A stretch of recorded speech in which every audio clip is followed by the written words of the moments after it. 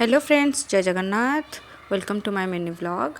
दोल पूर्णिम गोटे कथा भल लगे, ठाकुर दोल यात्रा करिकी दुआरे दुआरे भोग खाती से देखा भल लगे। एकदम घंटा घंटा बजे कि भाईना समस्त दुआरे भोग करी जी से देखा भल लगे। से मम्मी सका उठिकी ठाकुर भोग बाढ़ी रखी और ठाकुर आम दुआर को आसिक पहुँचला बेलू हो जाता 5:30।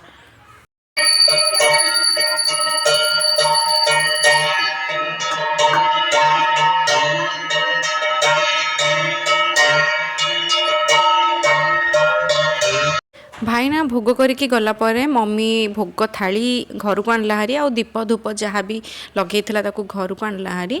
जेहेतु ठाकुर भोर भोर आसते हेरी से झी देखी पार ना, झी निदरे थिला। मु पछरे झील को रेडी कर सारिकी ठाकुर को दर्शन कराई देती। देखो ये झील शोची जाऊँगी उठेबी, उठे सारापर रेडी करी। झील उठे सारा झील को उठे सारापर ये सोफा पेट सब सजासजी करदेली आ भी ब्रश ब्रश कर फ्लोर सफा करेंगे और कार्पेट भी सजेबार अच्छी। मम्मी तो ठाकुर पूजा कर मम्मी की समय ना मु सब करदेला झीर मेन कम हूँ निदर उठिकी ब्रश कर सारापर खाली पेटर पैड पीवा। ब्रश कर सारा आज जल्दी जल्दी ब्रश कर देच नहीं? गुड। एबे कौन करबा?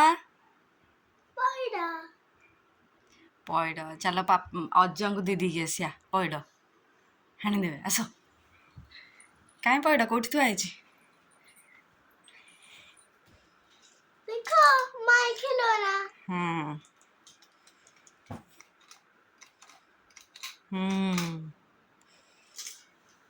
चलो अज्जा को दियो। झील सह मु भी गोटे पैड पीती आ मो मम्मी भी गोटे पैड पीला कहीं सडनली ट्रावेल करने जो मो देहटा टी भल नाला। तापर एठी आम रेडी होइथिलु पुणी आम शाशुआर ठीक जावाक, जेहेतु मु 3 दिन ही मोटरू आसी तो से 3 दिन भितर सबू कम कभर करने को पड़ुची। एठी झील को मु रेडी करे देइची, तापर मु रेडी हेबी कहीं से मत हैरान कर। मुझे साड़ी पिंधिकी रेडी हो जाइए, बाकी मेकअप किसी कर नी। मम्मी भी रेडी हो सारी से मम्मी भी कहला जल्दी जल्दी रेडी हो जा कहीं गाड़ी भी आमर आसी जाइए। तापर मम्मी मु सब रेडी हो सारापर आम चलू शाशुघर ठीक। शाशुघर ठू आसवा राति हो जाता तो से दिन आ कि ना कड़े जाए नु। नेक्स्ट डे पुणी आम बाहरी भुवनेश्वर सकाळू उठिकी झील को रेडी करके ड्रेस फ्रेस पिंधे देती। पुणी पैड पीवाई कहूँ तो सी कहला ठीक अच्छे मुझे छिंडेदेवी मन को, ये से मन को छिंडौची। भुवनेश्वर एपाई जाऊँ कहीं मोर पूर्व भिडियो देखिथे झीर कान फोड़े बर्थडे दिन, तो यहाँ बर्थडे पूर्वर भिडियोटा मुझे लेटर पकाऊँगी। टाइम हो ना एडिटिंग करनी से आम कानर फोड़ा ही जाऊँ। चिंडिया नहीं चलो चलो नहीं चलो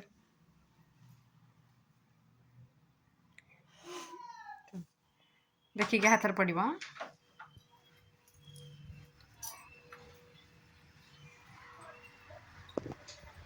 चलो ये बुआ रेडी लो मा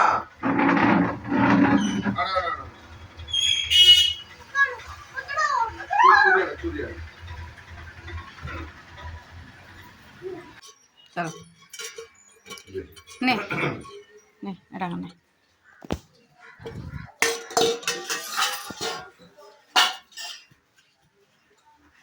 क्या जाऊँ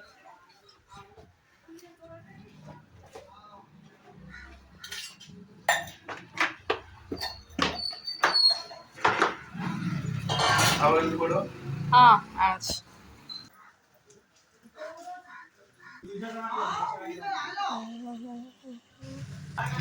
दा दा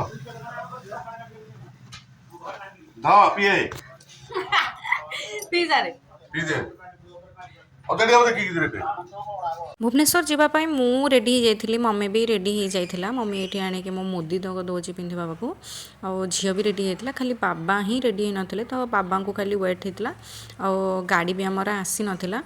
किसी समय पर गाड़ी आसला हारी तो बाबा सब रूम चाबी पकईकि मत चाबी देदेले।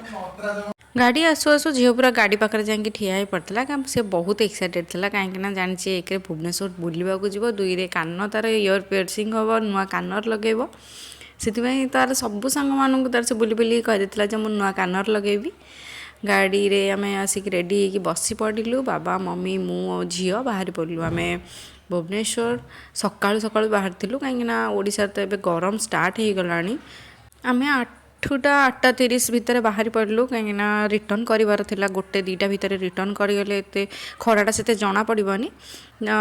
ଆମେ ଖିମଜିରେ ଯାଇକି ପହଞ୍ଚିଲା ବେଳକୁ ହେଇଯାଇଥିଲା 10ଟା 10:30 ଖଣ୍ଡେ ହେଇଯାଇଥିଲା। ତାପରେ ଆମେ ଖିମଜିରେ ପହଞ୍ଚିଗଲୁ। ଖିମଜିରେ ପହଞ୍ଚିଲା ପରେ ସିଧା ଚାଲିଲୁ ତା ପାଇଁ ଇୟର୍ ପିୟର୍ସିଂ କରିବା ଫ୍ଲୋରକୁ ଗଲୁ 3rd ନମ୍ବର। ସେଠି କାନର କ'ଣ ସବୁ ଅଛି, ମୁଁ ବି ଗୋଟେ ଦେଖିବାକୁ ଆସିଥିଲି ଜିନିଷ, ବଟ୍ ମୋ ମନପସନ୍ଦ ଜିନିଷ କିଛି ମିଳିଲାନି, ତ ସେଥିପାଇଁ କେବଳ ଝିଅ ପାଇଁ ହିଁ କାନର ଲଗାଇ ଦେଇଗଲୁ। ତା ପାଖରେ ଲିମିଟେଡ଼ ଡିଜାଇନ୍ ବି ଥିଲା, ବେଶୀ ଡିଜାଇନ୍ ନଥିଲା କାହିଁକିନା ଷ୍ଟଡ୍ ଟାଇପ୍ର ଯଦି ଫୋଡ଼ିବାକୁ ଅଛି ତାହେଲେ ସିର୍ଫ ଇଏ ହିଁ ଡିଜାଇନ୍ ହିଁ ରହିବ, ଆଉ ଅଦର ଡିଜାଇନ୍ ଆସିବନି, ସେଥିପାଇଁ ଏଇ ଡିଜାଇନ୍ଟା ଲଗେଇଲୁ। ପିୟର୍ସିଂ ଟାଇମ୍ରେ ମୁଁ ଝିଅକୁ କଣ୍ଟ୍ରୋଲ୍ କରିକି ବସିଥିଲି କାହିଁକିନା କାଳେ ହଲଚଲ କରିଦେବ ତ ପ୍ରୋବ୍ଲେମ୍ ହେବ। ତ ଦେଖିବାକୁ ଗଲେ ସେମିତି ବି କିଛି ହଇରାଣ କଲାନି କି କାନ୍ଦିଲାନି, ବଟ୍ ଫିର୍ ବି ମୁଁ ଭିଡ଼ିଓ କରିନଥିଲି। ଏଇ ଭିଡ଼ିଓରୁ ଜଣାପଡ଼ୁଛି ଯେ ତା'ର ଇୟରିଂଟା କେମିତି ନର୍ମାଲ୍ ସିମ୍ପଲ୍ ସା ବଲ୍ ଡିଜାଇନ୍, ଆଉ କିଛି ନାହିଁ। ତାପରେ ଆମର କିଛି ସପିଂ ନଥିଲା, ତ ବାସ୍ ଘରକୁ ରିଟର୍ନ କଲୁ। ବାଟରେ ଟିକେ ଆଖୁ ଜୁସ୍ ପିଇ ଦେଇକି ବାହାରିଲୁ। ଭିଡ଼ିଓଟା ଭଲ ଲାଗୁଥିଲା, ସବସ୍କ୍ରାଇବ୍ ନିଶ୍ଚିନ୍ତ କରନ୍ତୁ।